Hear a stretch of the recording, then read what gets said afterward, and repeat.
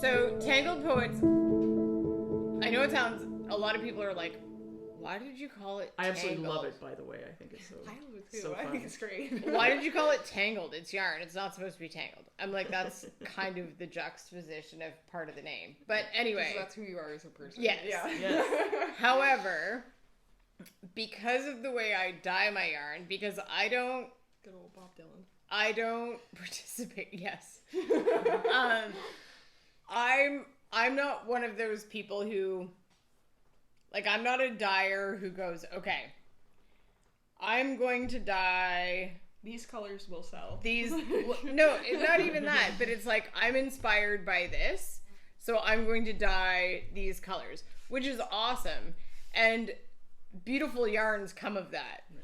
My brain doesn't work like that because I spent the majority of my life, well, all of my life up until 2 years ago, thinking every human being heard colors when they listened to music. Apparently that's not true. So apparently that's... Synesthesia. Yes, which is a word I also cannot say. Oh. So Sydney is always... That's Sydney's interpreting. Yes. Sydney's my Rosetta Stone on that one. So essentially when I create colorways, I make a playlist of songs, and essentially songs are just poetry set to music. So I create a playlist, and We both always try to save, like, little songs we come across that we're like, that might...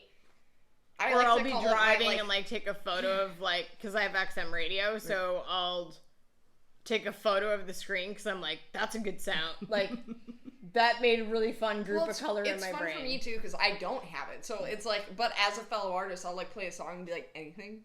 Sparking anything. It's like, no, it's too blue. I'm like, okay, sorry. I didn't.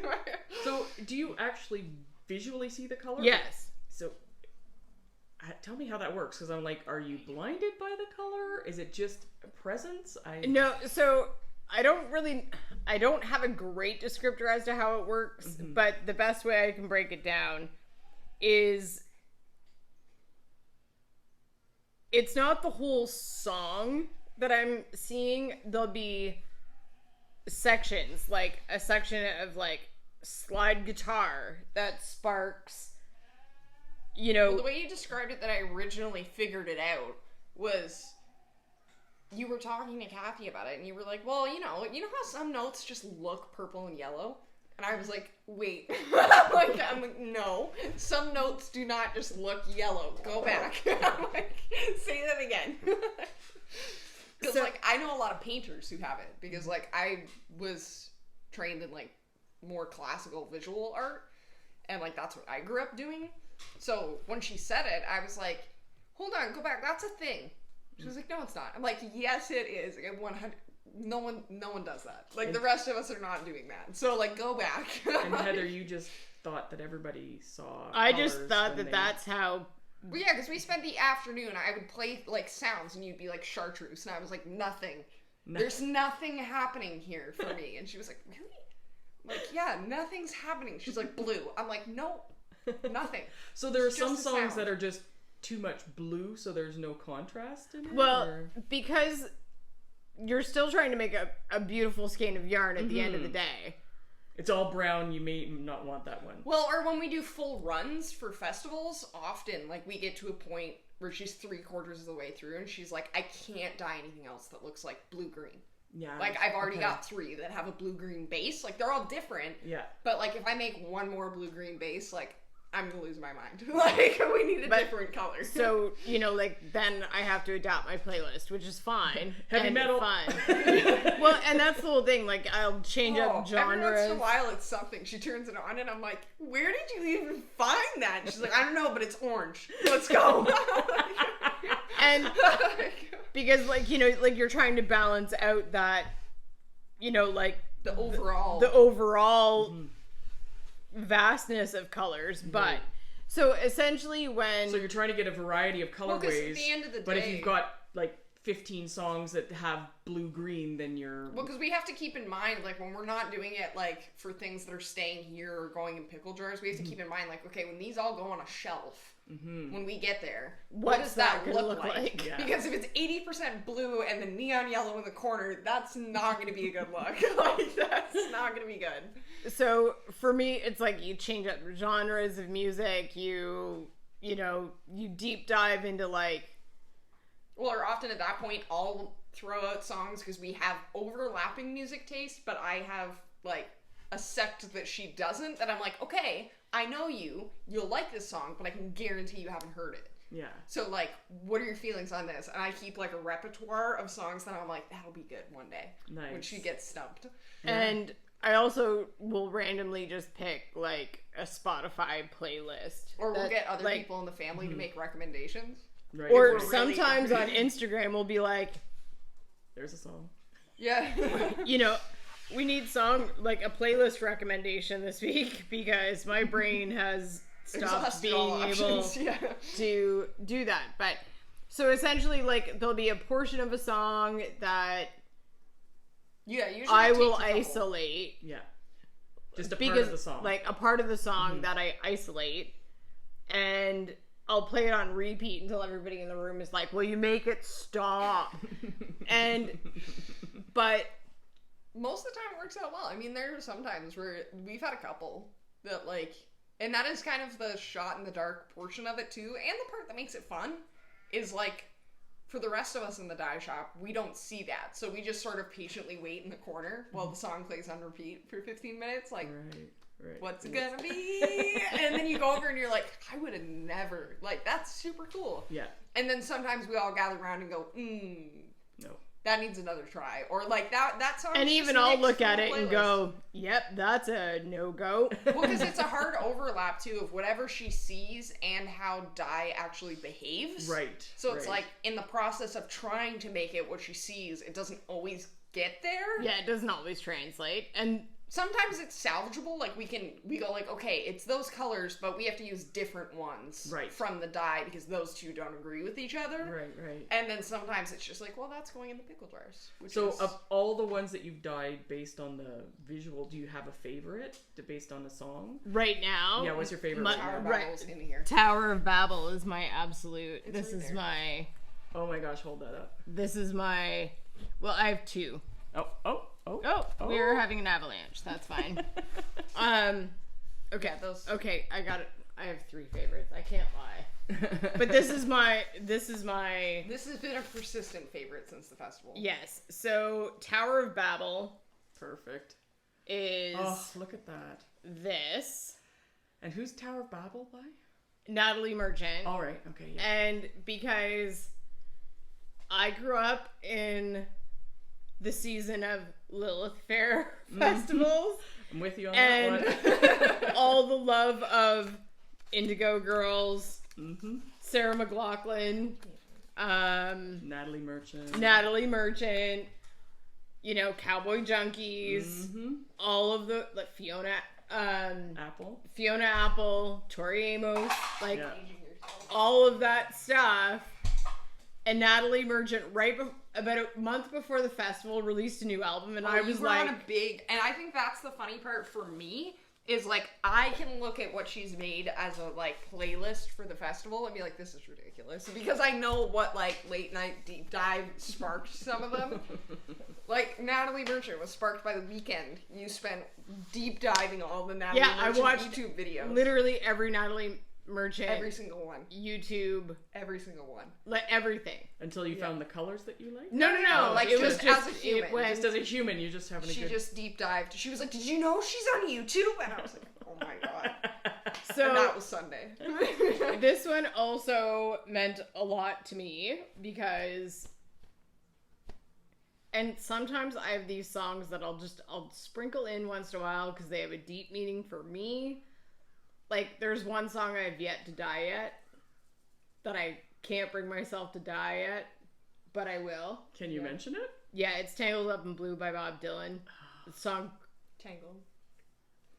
Of course. Good old Bob Dylan. Anyway, this was my brother's my best friend, and we are, of course, giant Tragically Hip fans. Yes. And we went to their concert in Bobcaygeon together, and so I dyed Bobcaygeon, and then I would like to add. Dial Drunk. That is amazing, that colorway. Dial Drunk by No con. Noah Khan is my other Giant Noah Khan fans. new favorite. Nice. So those are the... Well, and that's one of the fun part too, is sometimes they're like indicative of our own music taste, or like events like this. The Noah Khan Deluxe Stick Season album would come out like a week before the festival. And so we were like, oh, you gotta pick one off there. Like, they're just like, some of them are just fun and special for us. Yeah. Because, like, we really like the artist, or a new album had come out that, like, it's something new to add to, like, the playlist we've been listening to. Now, and remind me, with the label, people can actually use their phones. Yeah, there's a Spotify label of the actual song on the ball band. So that... has an awesome code feature. Yeah, with Spotify, you can just use your phone, scan it, and then it will play the song. We can amazing. demonstrate. So on That's amazing. every song on Oh, here, Spotify... do Tower of Babel. Oh my god. every song on Spotify comes with its own code. So if you click on the things, it's not gonna let me do it. Because every chick in the Lilith Fair So Spotify has like an actual... needs this record. So because you hit the camera button. There's a camera. When you go to search, there's a little camera in the corner. Yeah. You hit the camera, and then it will let you scan over the label, and then it will auto find the song for you. That's and play amazing. it, which is pretty great. But so all of them get that, which means it's also my responsibility to rein somebody who doesn't primarily use their Spotify in every once in a while and be like, okay, love you, love that song, great idea. It's not on Spotify. Yeah. So I can't... Because it's a I B-side can't of a make B-side of a B-side from Yes. 1973. Right. Then I'm like, can you find one like close to that? So essentially that's how our colorways... And so you didn't start necessarily that way, but you... No, that was our rebrand like two years ago. Yeah, 2 once years I ago, 'cause kind of you embraced it and like... Well, because you took a break over the pandemic when there wasn't as many festivals. Well, I mean, there was no festivals and there was no happenings in the hand-dyed community. It was very quiet and sad, and everyone was home alone. Yeah, and then... listening to music and seeing colors. Well, and I had just taken over in like our graphic design portion, and so we were taking COVID sort of as an opportunity to like, okay, we have all this downtime, and like people were anxious about us adding the yarn back to the site, that we were like, well, let's just go for it. Let's take this time where we're not doing anything, we don't have to go anywhere, we don't have to bring the brand to anyone, but like, let's sit down and sort of rework it and work it into exactly what we want. And that happened to overlap with the time that I figured out, like, that's a thing, right? And then I was like, this is perfect. I'm like, let's like go for that. You've always wanted it to be related to music. You've always wanted it to be authentically you. It's named after music. It's that's part of this. Like, let's just go for it and make that a big part of it instead, and actually make it like centered on that. And do you think that's kind of catching on with people? I think it's a lot of fun at festivals, especially, and I think it's a lot of I think it's a lot of fun too, because it adds a level. Like, it's no longer just you like the color. Sometimes people are buying the colors, they don't care what the color is, because they're like, that song is so important to me, or that artist. Right. Like, I think it also bridges like an age gap in yarn too, which like for me is really fun. But it's also fun because I have a lot of friends who love the brand. And so, like, people in their 20s, like, you can scan your yarn and it plays music. Like, that's pretty cool. And so, like, and I have a lot of music-loving friends that, like, I just had a friend text me and be like, she did Dial Drunk. And I'm like, yeah, she did. And she ordered it immediately because she was like, I love him. Yeah. And I love that song. Like, they love the yarn, but it adds another layer to it. And it's a really cool conversation piece when you're, like, at festivals. Like, we had someone at Muskoka be like, my grandpa was a huge fan of the Grateful Dead. So I'm gonna buy. We had 2 skeins, or like a colorway that was from the Grateful Dead, and she bought 2 of them because she was like, you know, he died recently, and like that was his thing, was the Grateful Dead, and she was like, it's an awesome color, but also like that's really cool, and like I'll be able to take this home and show my mom, and I was like, oh, that's so cool. So like it adds a piece to it. It's really fun. You've got the visual of the colors, and then you've got like music hits us so deep where we are. So you've got the poetry and the music, and the music itself. It's amazing, all of them coming together to. I love that sparking creativity in everybody. Well, and it's super cool to, even when you knit it, like it's like, because I mean I knit with our yarn all the time, and like even when you knit with it, it's like, because we have overlapping but not identical music tastes, it's fun for me even to be like, oh, I don't know what song she picked. Like, I've never heard this song. Or, like, I hear them in the background while I'm working out here, so then I'm able to, like, oh, cool, and I'll look up the song, and then it's like, now I have a t-shirt that's that song. Like, it adds, like, a different layer to it that's, like, super fun. That's amazing. Especially if you're, like, plugging away on something, you're like, oh, I remember it's this song, though. That's fun. Well, and I think for me, as the as the dyer of it, I mean, I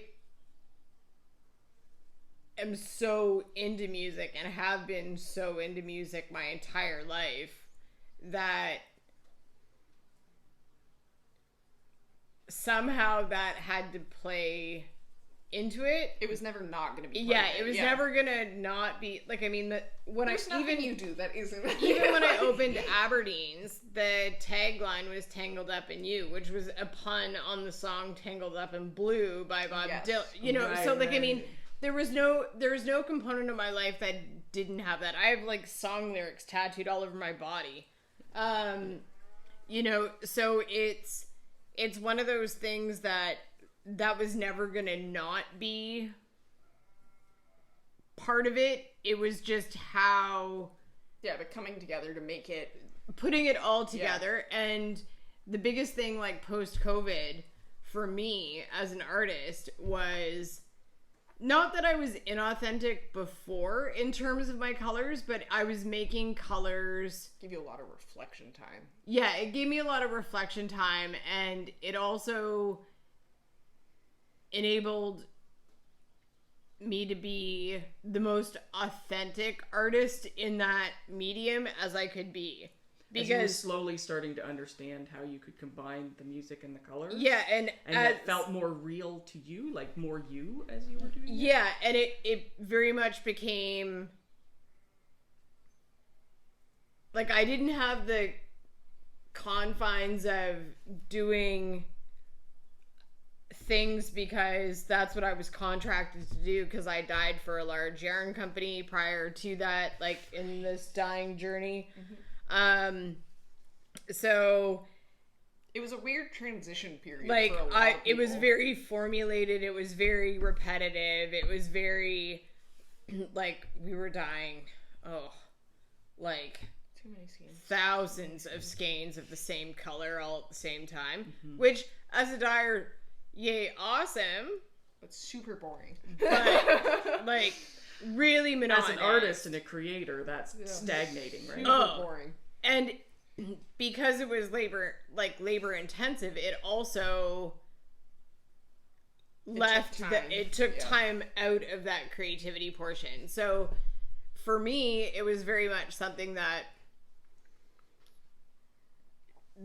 portion of it, as it all fed together, made it feel like, no, this is actually me in a... Well, and for a lot of, like, we talked a lot about that, is during the pandemic, that lull of not really being with people as an artist meant you had a lot of time to be like, okay, well, when I come back, who do I want to be? Because you have this opportunity to, like, represent yourself, which was great, but it also... terrifying. It was also really scary. As you spent 2 years formulating, like, what you felt was, like, this really awesome brand. And because there's, you're like, in such a weird... A really good chance people could be like, yeah, I don't care. Yeah. At all. or I don't like that. Yeah. Or because you were living in this, essentially, news coverage constant thing that, like, how much of that was impacting decisions that you were making in terms of your artistic part. Yeah, you'd do a lot of...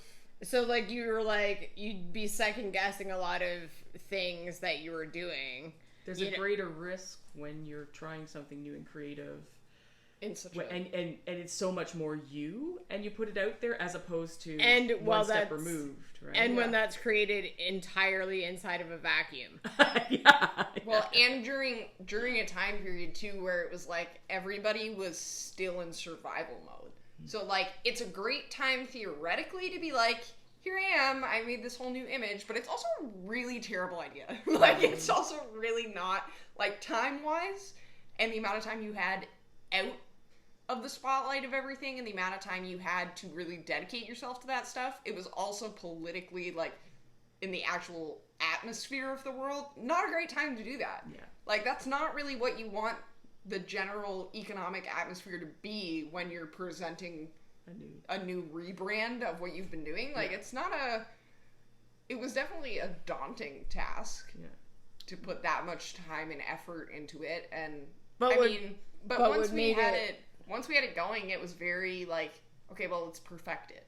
Well, like, but even in, you know, in those moments of questioning all of that stuff, I'm like, but it's me and it's real. And I mean, I've hit an age as an artist that it's... Why bother catering to people? This is me. That's it. Yeah. Like that's what I've got to work with. Yeah. Well, I'm me, and I love what I do, and I love music, and I love colors, and I love working with it, and I love making the yarn. I love making the things with the yarn, and it feels very real at the end of the day, and it feels it's much more... It's easier for me. It's so much easier. Watching you operate, it's easier. It comes a lot more naturally. It's so much more organic, and it's so much more just... And I think for you, the pandemic came at a time where it was like the business had, like, Tangled Poets as a business had sort of spiked into, you needed to actually have a formulated brand. Because before it was like the brand was you, but like you as a person. Yeah. Like this is Heather's yarn. But you were like, there was no overall branding. There wasn't, like, it was still new. Yeah. So to have the opportunity to, I mean, it was super fun for me as a designer to be able to, like, okay, I know you. I know what you're going for. Here's my ideas. Like, do you want to do this? And then, like... That's how because it's so music inspired, that's how every festival there's, like, a music tour poster. Oh, there's one over there. That gets put up in our booth every time. And that Sydney designs specifically for each individual festival. Oh, that's amazing. So, like, every single festival has its own unique... Yeah, this is Montreal. This was the first one. Oh, yeah. Oh. Yeah, each one gets its own... Perfect. And that was in Montreal? Yeah, so that was for Knit City, like the first Knit City Montreal. Yeah. And so there's always a tour poster that goes with it. Amazing. Like, in our booth. Well, and even, it was fun too because, like, we worked together on we work really well together on, like, this is your portion, this is not your portion. No. And so, but having been with the business for so long, like, I grew up here. Yeah. So, like, and I grew up with all these people and all this work. And, I mean, I started not knowing how to knit. Like, I literally, when I say I swept the floors and I got coffee, that's not like a kitschy story. Like, I swept the floors because the floor got inordinately dirty in the store. Yeah. Because just the type of wood it was. Like, literally, that was the thing that sparked my job. Is Heather and Amanda were like, we don't have time to keep up with the Victorian house floors. And somebody has to get coffee down the street. I walked. I didn't have a license. Yeah.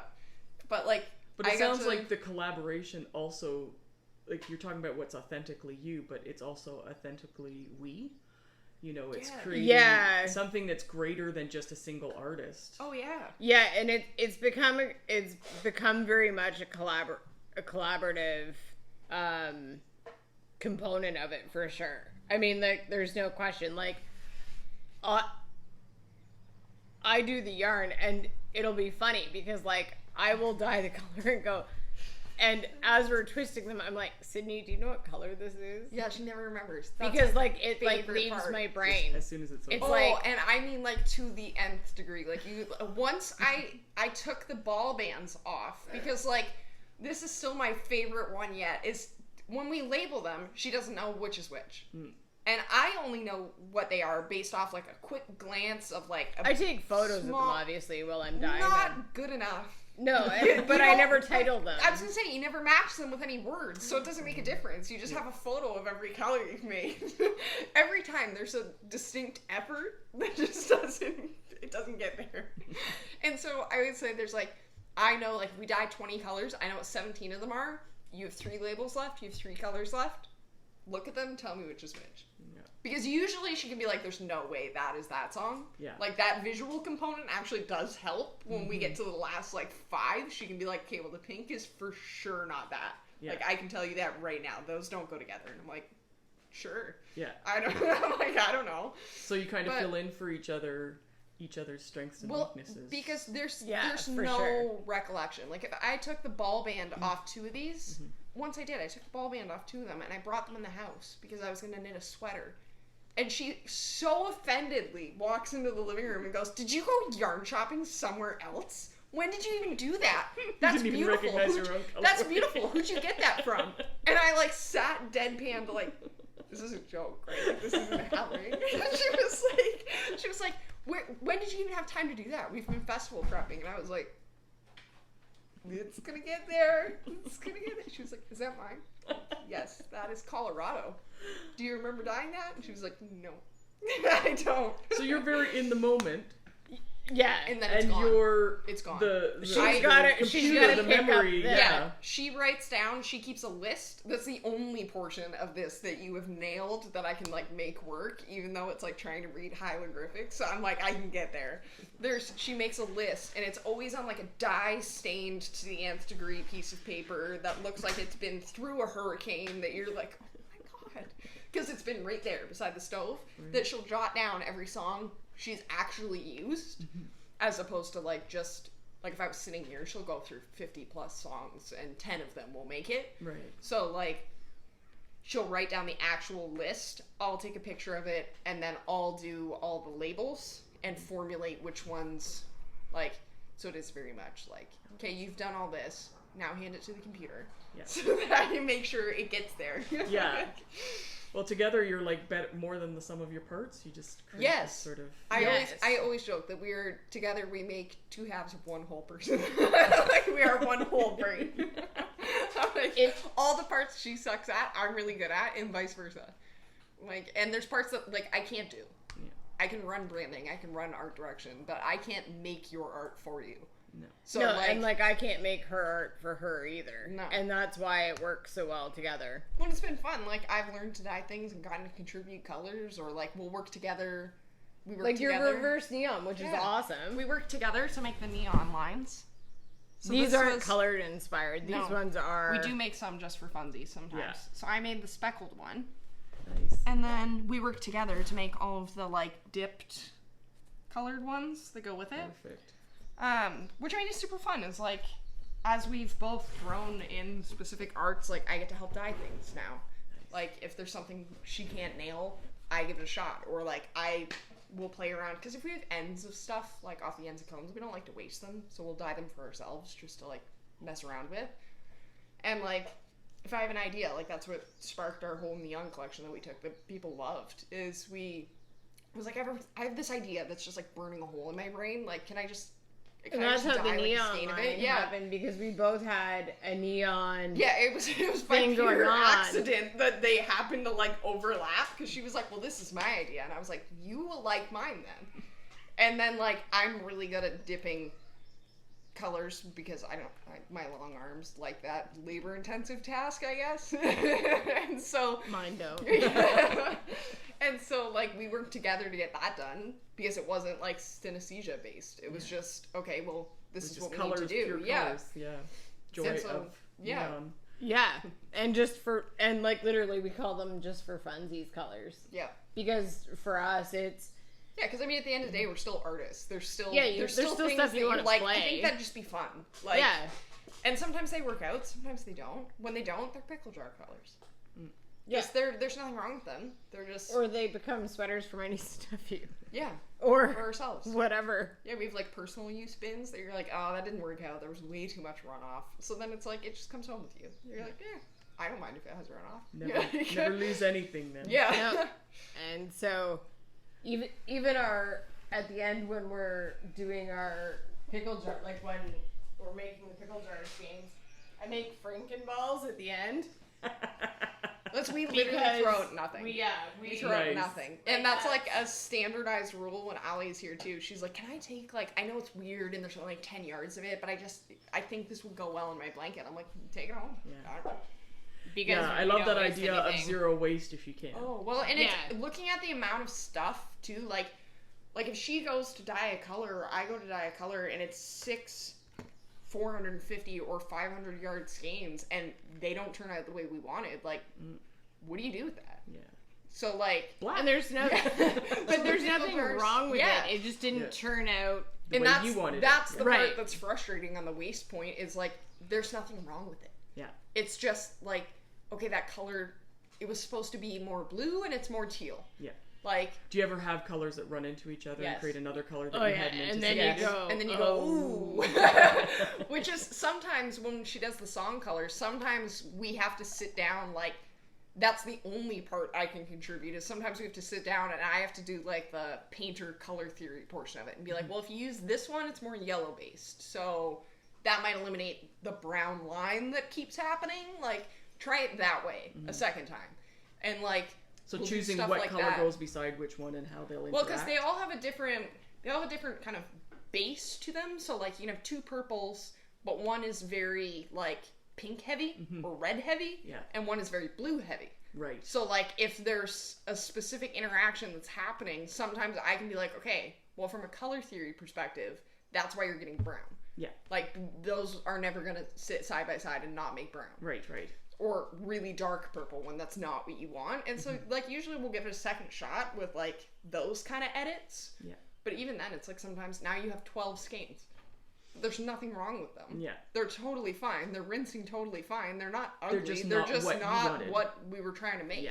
Yeah. So, rather than just putting it in a bin and it contributing to... Well, and, like, it's just overall such a, like, disheartening waste as like yarn people. You don't want to throw out like 12 skeins of like why? There's nothing wrong with it. Exactly. So and it, like you said, in portions, like if you've got a small strand of it, it could be just perfect. It just doesn't, So, I mean, the pickle jars serve multiple purposes, but they're just really fun. I love the idea. I think it's great. So fun. Yeah. Like they're super fun. They're super fun to like. Well, we've had a lot of people get them as gifts for people because they don't know enough about knitting to know like what they're looking for, and then like we have lots of knitters get them for the same reason we like them. Is like it's just mindless. It's just fun. I'm a canner, so. And you get the jar at the end. Jar I'm like, is perfect underrated. for pickles. It's a pickle jar. Underrated. Like and drinks in there. But even and environmentally sound. Well, and that's the whole thing. Like that every piece of that you can use. Yeah. There's nothing. The package, the needles, even the bubble wrap. Yeah. Even the bubble wrap is eco-friendly bubble wrap. We try and do it as best we can. The cat is curled up in the yarn box. Oh yeah. It's just really... Your tongue's out, Monday. What's happening?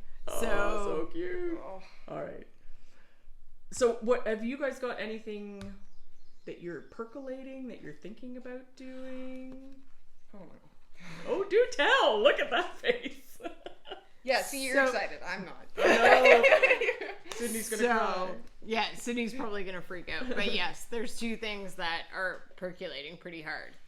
I will disclose one of them. The other one's gonna be a secret. All right. Because exclusive reveal right here. That one will be presented at Knit City Toronto. All right. Oh, okay. We've already talked about it. You know that one. But so that one will be fun. Yes. I don't know what the other. Essentially, I want to grow up to be Stevie Nicks. Who doesn't? From a small child. I know this one too. Okay. As a small child, my whole world has been okay. My dad listened to the Rumors album. I don't know how many times. Because my dad was a hardcore Stevie Nicks. Fleetwood Mac, Stevie Nicks in particular. Fleetwood guy. Yeah. So, I grew up in this household of like the Almonds.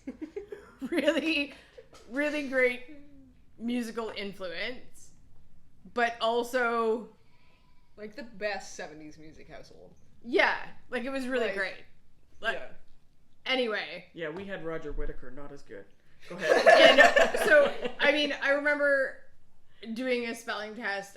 We were talking about this on the weekend. That's why I laughed. And doing a spelling test at school, like in like, I don't know, like grade 1 or something, and it was spell the word almond. And I spelled it like Allman Brothers. Because Richard Deether sounds hilarious. What, ALLMOND or AMAD? No, I spelled it just like Allman Brothers. So yeah. And so because and her dad had to be like, "Oh no, that's my fault." And so because I had seen it on a record cover, and like she was so confident. I know that one. And so anyway, I've always wanted to grow up being Stevie Nicks, and Sydney and I went to see Stevie Nicks live recently in the last month, and it was literally the most life-changing experience I've had, which I know sounds ridiculous, but it was Stevie Nicks. There's nothing ridiculous about at 75, that woman kicked. Am I allowed to like go for it? She kicked ass for 2.5 hours, and she's still a hoot, like as a person, and like everything about it was just literally, and the entire time I was there, somebody cried. I was, there were moments of tears, there was moments of like profound laughter, there was I love her generalized, there was a backdrop during one of like the breakup songs she has. Oh, of like all her exes. And all of her exes, and she just didn't. She was like, I'm 75 now and I'm going to do whatever the hell I want, and I make no apologies for it. She was living her best life. She was having a blast up there.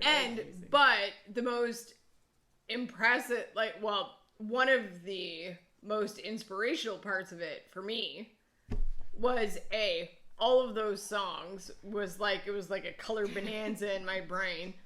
She's like sitting beside someone at a concert who's going, there's so many colors right now. Someone thought you were stoned or something, right? Yeah. It's like, and I'm like, okay, sit down before she got here.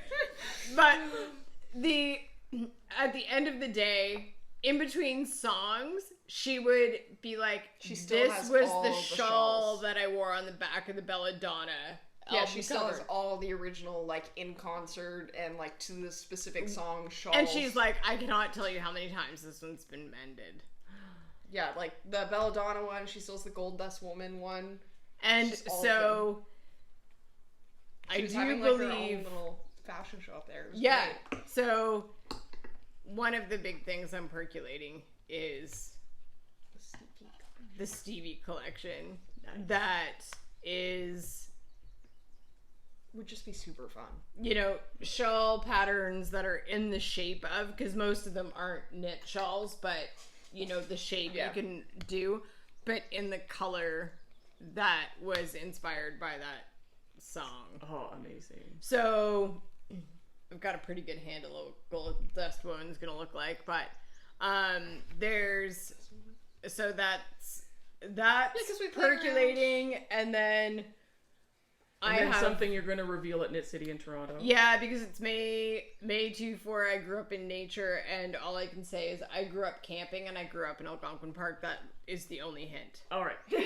But they have to go to Knit City to see what happened. Yes. We will be there. Awesome. Yes. So that's... And the other thing that is really percolating is there's one pickle jar limited edition that we will likely release just after Christmas, and it will be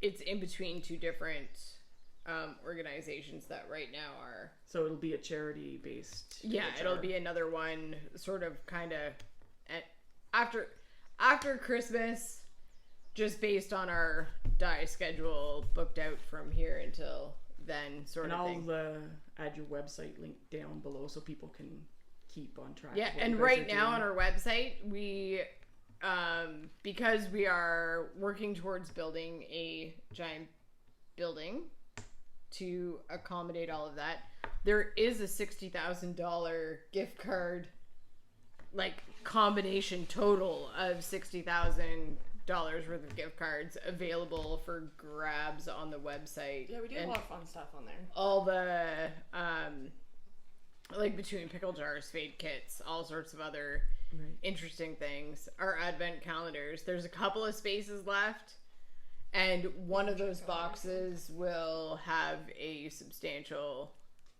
gift certificate inside of it. So someone will have a very Merry Christmas. Right. They will have or Happy Hanukkah or whatever. Yeah, whichever holiday you're celebrating, it's going to be full yarn. Yeah, and it's going to be fabulous. And Yarns Day! Yeah. So there's lots of things in the works. And we keep everything on our socials pretty up to date in terms of, like, if we have anything that's... So you're on Instagram and Facebook. Anything that's, like, an idea that's percolated enough to share is always on there. Is Tangled Poets a different Instagram account? Technically, it's a different Instagram. Okay. But we cross post it all the time. Often they have a lot of the same stuff on them, just because, I mean, it's the same people from the same location. Right. Usually the news overlaps as, like, something that maybe we're doing, like, if it's a Tangled Poets pickle jar, it's being sold through Aberdeen's. Mm-hmm. So usually if you follow one, you'll find all the info. Yeah. Do you have any events coming up that you're doing? We have Fiber Spirit in August. Yes. No, you knew about the one in the end of August. Yeah, I did. Okay. And then I think that's it for festivals. When is Knit City? Knit City next year. Is May 2-4 next year. We after our festival season last year, we were a little I mean, obviously with the hurricane and such, there it was not a normal festival. we really wanted to sort of go easy this year, and well, it allows us more time to do things like the limited edition pickle jars. Like, as it grows, we have to sort of balance, like, okay, how many times can we put aside weeks of festival prep and travel and also still do these other things? Like, we don't have enough people to do both. Well, and not to mention, we run a sheep farm. Yeah. So you got things to do. So there's also other things, you know, like... Well, and you are one person, so as much as we want to help, you can only do so much, and we can only help with so much, so... Yeah, so... We have to sort of, in a way, ration where we're going and when. So it's best for, like, if the people can see you at a show, that's great, but if they can't, all your stuff is online. And and if we come back from a festival, too, we do, sticking with the music theme, our, like, tour of whatever it was, so everything that we take to festivals goes on the website when we come home. As soon as we get home, that's on the Monday. That's the first thing we do when we get back. So, like, post-festival, if you're not able to make it to a festival, like with Montreal, you were able to scroll down and it said, like, the Montreal tour.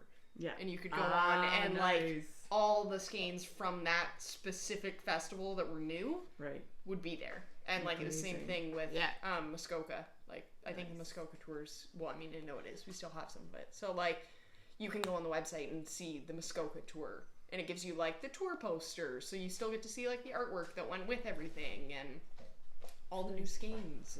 And anything that was new will be in those specifically. So especially if people can't make it to a festival. Like if you can't make it, you're in BC, you can't get out to Barrie. Well, that's the whole thing. Well, and we like to still include, like, I always include the poster when I make the page for them, so that like you still get sort of all the things that our booth is known for. You still get to see them because like you just we like to the only thing missing is the touchy feely part, which is.